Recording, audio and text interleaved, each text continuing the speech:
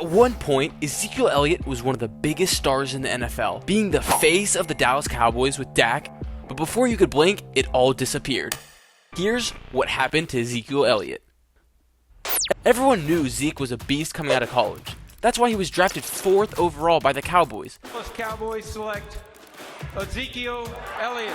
But I don't think anyone was prepared for how dynamic he actually was. As a rookie, he immediately had an impact on the field, leading the league in rushing attempts and yards. He also had 16 touchdowns.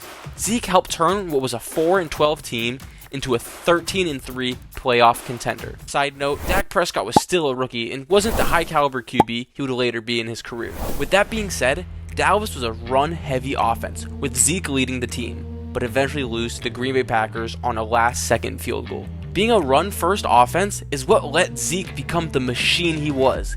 He had over 300 rush attempts 3 times in his first 4 seasons, and one of those seasons, he was suspended for 6 games. But it really started going downhill for Zeke when the offense was shifted away from the run and Dak became the main focal point. After back-to-back amazing seasons in 2018 and 19, Zeke stopped being the centerpiece of the Cowboys offense, which brings me to my next point. Zeke was overused. In early 2020, the Cowboys were flying through their schedule. Unfortunately, Dak Prescott broke his ankle in a year where he was supposed to break records. You see, Dak had finally flourished, and it was the QB the Cowboys wanted to build their team around. And in 4.5 games, he averaged 400 yards.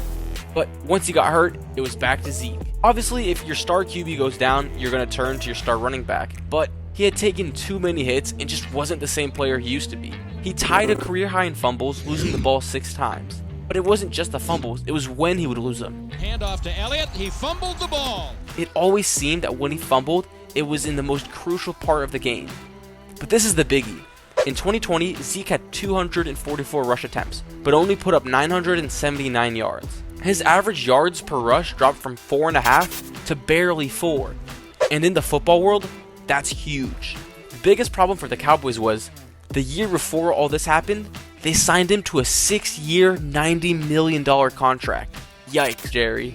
If there's one thing you don't want to do in the NFL, it's pay an aging running back big money, because they always get hurt, and that's exactly what happened. While Zeke didn't have any major injuries, he always seemed to have something going on that slowed him down on the field.